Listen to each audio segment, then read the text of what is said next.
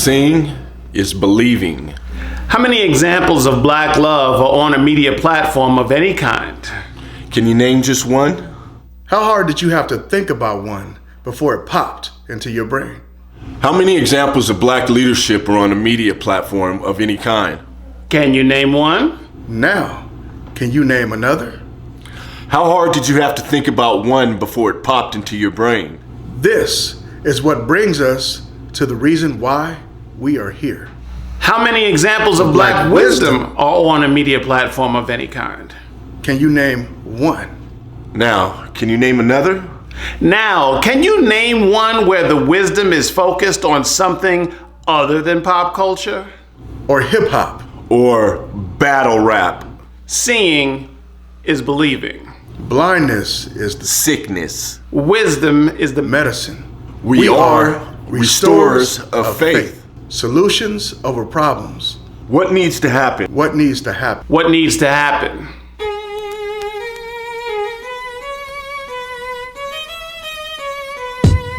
A lot of cats ask me if this story is true. It is.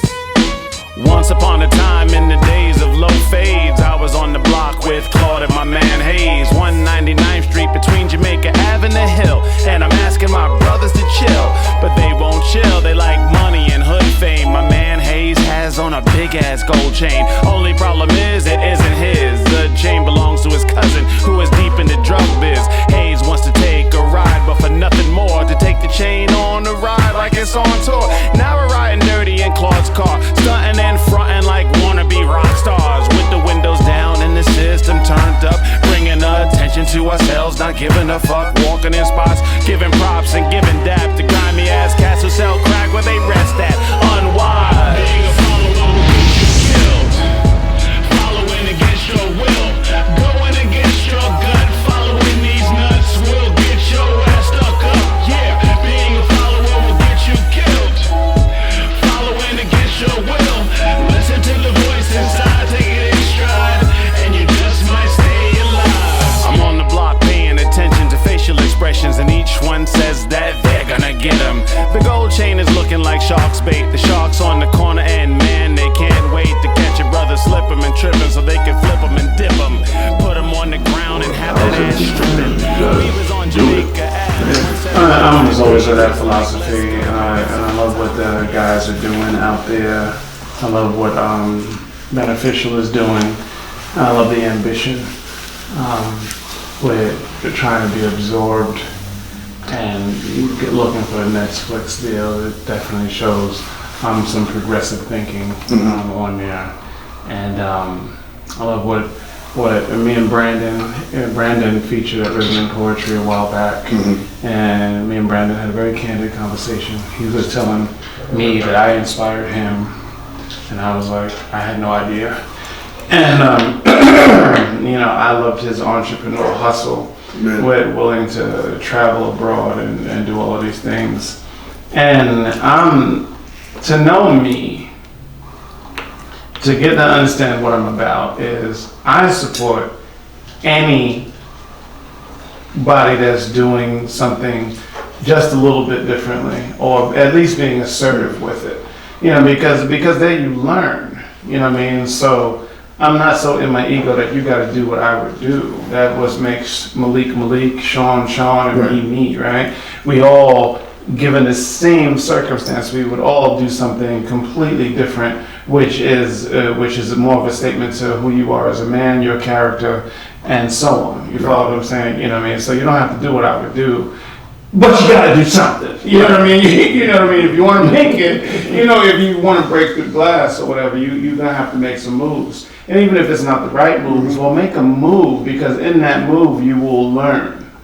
You will learn. And the best way to know what to do is by exploring everything you shouldn't do. Yeah. You know what I mean? Then you freaking learn and you evolve. I mean, for me, I almost take it as far as to tell people that, everybody's path is different. Everybody's talent and skills are different.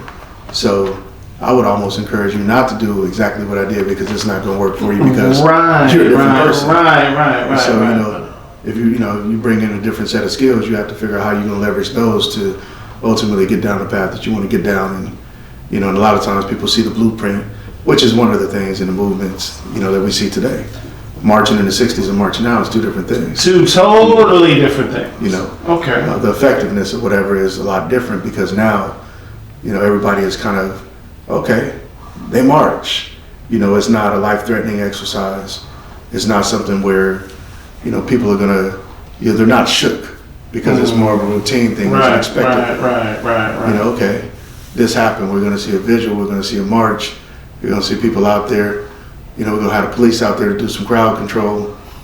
And so it's, the effectiveness of whatever of that is not the same. Not the same. Right, and the tensions have lowered. Is different now.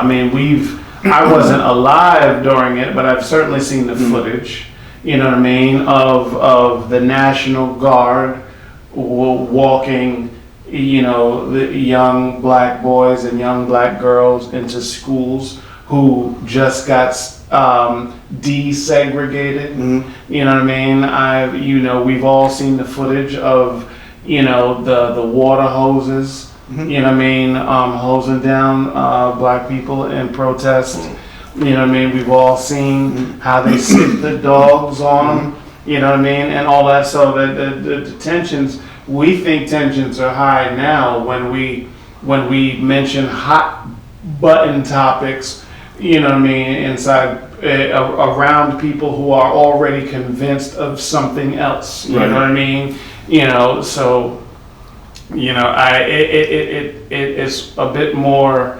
We swear it's on DEFCON 10 and the world is going to end and all of that. But wait a minute, I gotta interject with that. Talk about it. Because I actually went and I was marching with some friends when the Stephon Clark stuff happened, and we went over to I think it's like ESAC at nighttime. Oh yeah.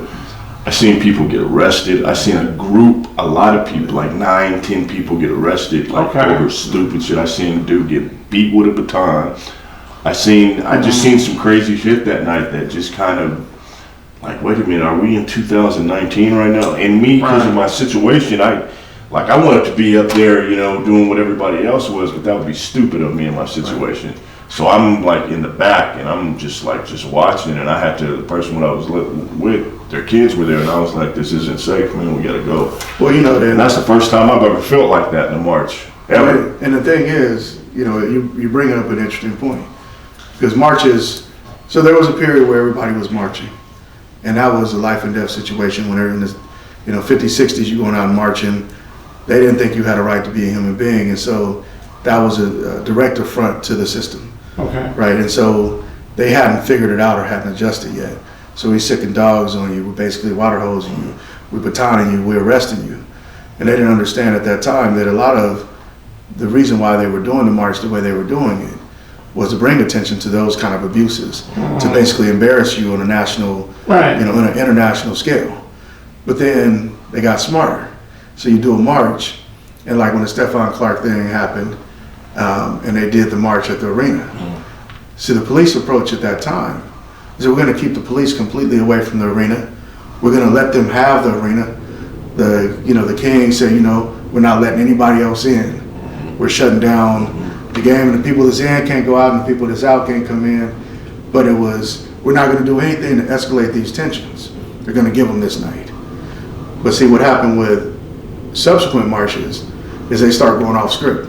Because there was a period where all the marches were, maybe you do an MLK Day march and it starts at this place, it starts at that place, has a pre-planned route, you got food trucks waiting for you, you got t-shirts you can buy, it's really kind of all more of an event. But then when you start going off script, because the marches were downtown and some of them were in Meadowview, right? But then you went to East Sacramento, and so East Sacramento, that's off script because somebody said, we're going to take this march. And they weren't planned for that. They weren't prepared for that. And so now they're reacting, it was more of a reaction to the truer nature of what it is when you haven't been coached on, here's how we're going to handle this situation. Same with the freeways. Because nobody had, at that point, people were marching, and they were marching on sites and money. But now in the middle of the day, you went and shut down the freeway going both directions. Now, the tensions are going up because now you're actually having an impact on people's lives. people's livelihoods. They're trying to get from one place to another, and that's and I did this haiku where basically it says, protest butt naked, stare in awe at the nutless, offer them a pair. And really what that's saying is, because they've adjusted to the way we marched before, the only way you really get their attention is you end up ramping it up another level to something that they're not ready to see. They haven't really prepared for that. And so, if you're basically following the same pattern that they've adjusted to, it's no harm, no foul. Yeah. You march on the Capitol, we just leave the Capitol and let you have the steps, let you have your megaphones, let you do your thing, and we'll come back when your planned march is, is all done. Indeed. Ladies and gentlemen, boys and girls, do's and dudettes, the sexy and the not so sexy, big children and little. I am the novelist, soft poet, Lamont Anthony Wright, aka Graffiti Bleu. And let me just start by saying how I love how God works. And I'll explain that in a second. To my left, I have Malik Saunders, powerful poet, great mind, and he's giving me the look I'm not used to you without the hat and glasses, so you're way more expressive today. To my right, I have veteran educator, mentor, Sean King, poet. I know there's a lot more accolades that you guys have. I just don't have the time. I'm kidding. What I wanted to focus on today was really focus and distraction, okay? And I really wanted it to come about in an organic sense, and I wanted really to start off just with a dialogue. And that's why I said I love how God works, because when you crack the door and you put yourself in a receiving place, then love enters that place. You follow what I'm saying? So, with me just having the desire to have a discussion on that, you guys just naturally, God working, why I love God so much, and you guys just totally went there. Now, I want to clarify with you, Mr. Saunders, and say, by no means am I suggesting that you can't still get your head bashed in with a police nightstick in 2019 because it's no longer 1964. Kid, I was arrested for mistaken identity in 1994. And I spent the weekend in Rikers. I almost went to Rikers Island behind that. And I did nothing. I'm a poet, dude. I'm a nerd. I'm a book geek. I love words. I love putting them together. I like telling stories. I was always like that. Now I knew the thugs, and they protected me because they figured if I got a record deal, I could probably usher everybody out of the hood. So I certainly knew the murderers, pimps, pushers, gamblers, and dope fiends. I just was not one of them. Right. So to start this off, as I was hearing the stories that you guys were saying, and the key word that I want to pick up that you said, Sean, is patterns. And that has everything to do with focus and distraction. Because we have a pattern and people learn that pattern. So for example, let me preface this, let me set it up. You want to focus on an injustice, and the 1% is messing up everything, right? And you want to, let's say this is not too far distant past, and we are witnessing the Occupy Wall Street movement, right? And they're about to march on Wall Street. A lot of these millionaires, billionaires are really bugging out with taxpayers' money, Okay. Wall Street knows we're coming. They own all the keys to all the doors and all the locks. So by the time they finish their smearing campaign, there's a lot of infighting with the Occupy Wall Street movement. And then the media spin is how terrible it was organized. You follow what I'm saying? And how ineffective it was. Right. And I'm just like, is that really true? Did they not make any headway? I saw a lot of people marching. I went to Italy and bumped into a lot of the people, the organizers of the 100,000 that were a part of the movement, and they acknowledged that there was infighting. You know what I mean? But they made headway to me. Nothing is for nothing. Right. You know what I mean? So if there is a pattern, then to stay focused, then one should recognize, you should almost go off script to stay focused. Does that make sense? Yeah. You know what I mean? For example, I want to stay focused on prayer and meditation in the morning. You know what I mean? So to stay focused, to break the pattern, I take my cell phone, I shut it off, and I put it in 2 bedrooms down. So as soon as I wake up, I'm not in the phone. Right. You know what I mean? So I stay focused. Do you guys have any examples of either distraction on a big stage picture, like the police brutality and all of this stuff, and where by the time they finished protesting, where people forgot what they were protesting about, the narrative changed, or some personal thing where you wanted to stay focused and you figured out how hard it was to stay focused and a success in that? Malik, do you have anything? With me right now is with school, man. I've been chopping away at it for the past like 5 years, like a class here, Okay. and setback, then a class here, setback, then a class here, Okay. then a class, then a setback. So it's kind of been a circus because the distraction part is my health. Oh, You know, okay, gotcha. like especially in the summertime, the heat, everything, you know, I gotta keep as much sweat, literally, as much sweat in me, you know, I gotcha. so I can get dehydrated real easy. And it's a distraction trying to, you know, study. It's a distraction trying to sit in a 3.5-hour class. It's a distraction trying to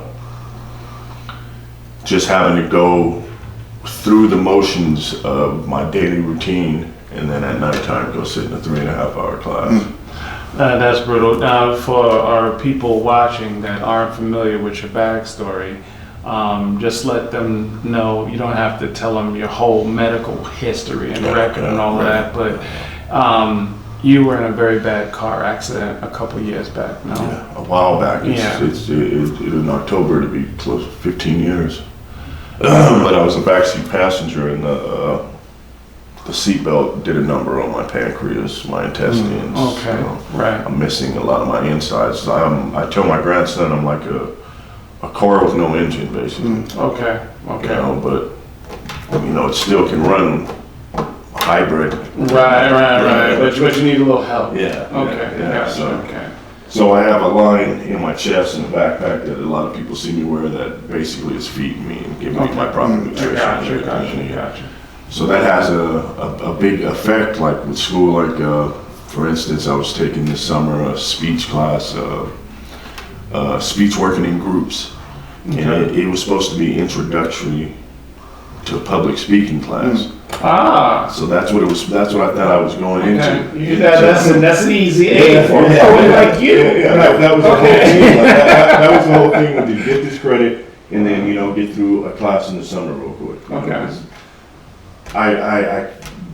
The doctors keep telling me that I can't and I need to stop. You know, I'm not supposed to be going to school because I'm not really supposed to be in places like this because I can catch an infection like that. Right. A lot of stuff has to be sterile. You know, when I go Gotcha. home, I got to scrub myself and get everything off of me. Okay. So we had to go.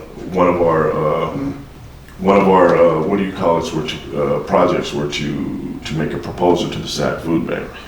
So we had to go to the SAC Food Bank and do 5 hours of community service in the hot warehouse. Jesus. Okay. So I went there for about an hour, did what I had to do, and then I left and came home.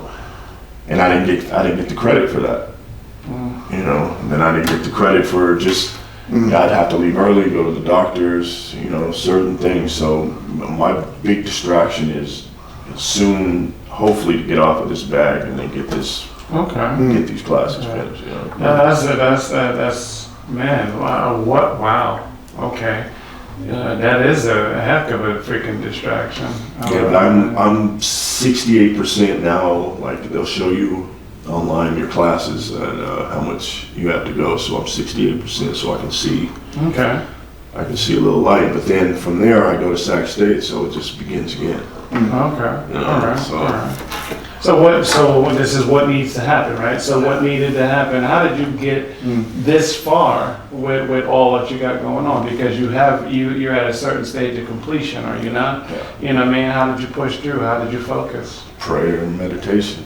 Whoa, there's that prayer and meditation again. Prayer and meditation. Okay. To Okay. me, that prayer and meditation, prayer and just being dedicated, just keep pushing because I was told I wouldn't even made it this far.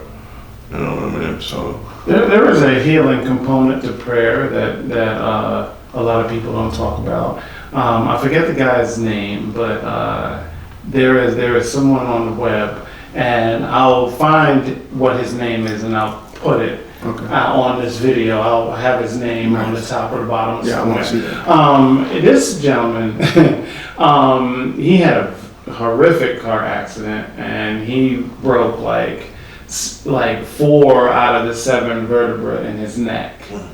All right, bedridden, tubes everywhere. They was just like, dude, you are not going to walk again. Right. That's just facts, you know. They told him that, and he said for the most part, he believed it, but he rejected it. He was just like in his search for what he could do, he was so determined. He stumbled upon a couple of healers that was saying that you can self-heal through prayer and meditation. And a lot of people that he knew thought he was crazy. And what he would do is, I'll put the link in the description. He prayed and meditated like every day for like 15 months. Forgive me if I'm misquoting him. I'm thinking it was a nice while. With focus and diligence, this man really prayed to study. And he said, not only did he pray, but he focused on each individual vertebra and just focused on healing that vertebra. That man is freaking walking today. You follow what I'm saying? He freaking healed himself. So there is power in prayer. So just imagine if you are not bedridden with a broke neck, for Christ's sake. You know what I mean? Typically, and spiritual masters will tell you, all you really have to do is pray and meditate for about 15 minutes in the morning, and it will line you up so crazy that you are hyper focused. You know what I mean? And that's pretty much where I'm at in a lot of the things I've done in life. I've been borderline depressed, suicidal, and a whole bunch of other things. You know, and I testify to that. I brought myself out of very dark spaces through prayer and meditation.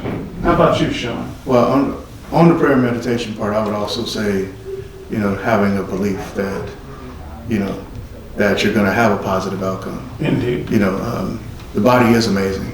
Yes. You know, the mind is amazing. You know, so when you feed yourself, in addition to the prayer and the meditation, you know, you feed yourself those positive thoughts.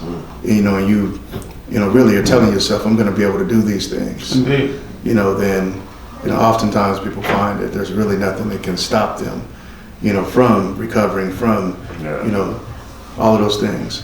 The one thing I would say as it relates to distractions in terms of prayer and meditation, you know, we live in a day and age where maybe you have to pray and meditate a few times a day because the distractions are, you know, are there's a lot more things trying to grab your attention. Absolutely.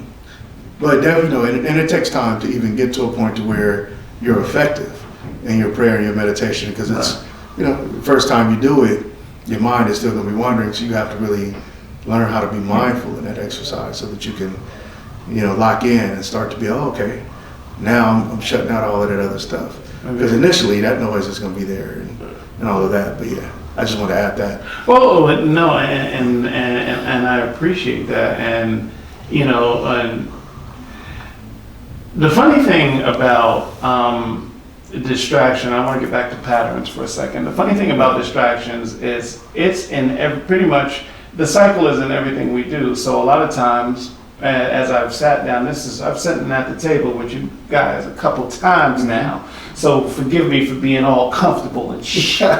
But sometimes when we've come together like this, we've spoke really on a grand scale. You know what I mean? And we mentioned presidential stuff, Right. You know what I mean, and a whole bunch of very worldly ideas. And it had, the reason why I wanted to tackle this today, because it dawned on me that, we could make 100 episodes of what needs to happen, and we can pretty much say, okay, A plus B equals C over and over and over and over again, but not necessarily talk about the nuances of why people get off message. Right. You know what I mean? And which will affect grander scale problems, like how do presidents become corrupt? They lose their way. I'm pretty sure when they were in law school or as a new congressman, or Barack Obama with the whole volunteer in Chicago as a community organizer. Right. I'm sure they didn't start off Illuminati. You follow what I'm saying? You know what I mean? But at some point, you know what I mean, that all of a sudden they were a part of the club, you know what I mean, or not, depending on what your beliefs are or whatever. So I really wanted to downscale it or downsize it today to just be like, just on a personal level, you know what I mean, what can we do to not get distracted? For example, I want people to know, anybody watching this video, to know that human beings are by nature very selfish, very linear thinking, only from their point of view type of beings. So as soon as you put something on the table, doesn't matter who's at the table, as soon as you say something that's contrary to what somebody else believes, you are going to encounter resistance. Just expect it. You know what I mean? We was talking off camera. As soon as you see an injustice and you want to speak on it and you say Black Lives Matter, all of a sudden this guy over here is like, all lives matter. Distraction, you're not even talking about the police injustice anymore. Right. You're trying to convince this guy of what you both already know. Right. You are squabbling over freaking semantics. You know what I mean? As soon as I was talking to my lady about what we were going to talk about today, and I was just like, I'm thinking about talking about, the disposable male and how some of men's rights are getting thrown out of the window. But I'm talking to a female from a female perspective. And she's just like, hold on. Are you sure? You should have been recording that. Right. Through my perspective, I see the world in a different view. Right. Of course she does. You follow what I'm saying? Does that mean that men's rights aren't being viewed as disposable? No. Does it mean that women don't have their own set of freaking issues that need to be addressed and we need to listen to what those are? No. But just know that as soon as you freaking come out with anything, you know what I mean, that there's going to be a level of resistance, distraction, or whatever. So that's basically where I wanted to come from. Right. And give people giving people the how. We're not going to save the world today. Yeah. You know what I mean? But by shedding light on the nuances of kind of what happens, if you know how you're going to get derailed, I think we could better prepare the people for how that's going to happen. Oh, yeah. You know what I mean? So that's where I'm coming from. Thank you, and more thank you. What's on your mind, Malik? You look like you're ready to say something. Those distractions are like, while you were talking, I'm like, wait a minute, when I come out of other than my health, that's the biggest distraction, but coming outside, like where I live at, like it's hard to be somebody like me. I don't really need to be on a diet. I need to eat as much protein and what I can. Right. But for people that are dieting, and I see them, because there's a gym right there, and I see people walking and doing things. But there's so many restaurants and so many different smells of food. As soon as you step out the door, like literally, like if you go this way a little bit, there's Indian food. You go over, you can smell Chinese food. You go up, there's a In-N-Out burger. There's just everything is just like right there. So, like, how can you really be, you know? That's tough. We also, Sean, we're on camera. We also talked about health and even the workplace. Most break rooms, regardless Junk food. of exactly donuts, coffee, freaking pizza. You know, you're not gonna see a lettuce wrap in most break And rooms. now you live in a time frame where, you know, with phones and everything else, maybe you're having a conversation with your friend talking about being hungry, and next thing you know, Uber Eats. social media is popping up advertisement for some food. You're like, oh yeah, you know, I'm recommending this Indian restaurant. You're like, are you listening? I'll talk about that. You know, focus and distractions. That stays in line with what we're talking about. Many of my friends and people that I know, and this happened to you, I'm sure, and this happened to you, I'm sure. You're talking with your phone either off or on, and all of a sudden there's an ad on your phone about what you were just talking about.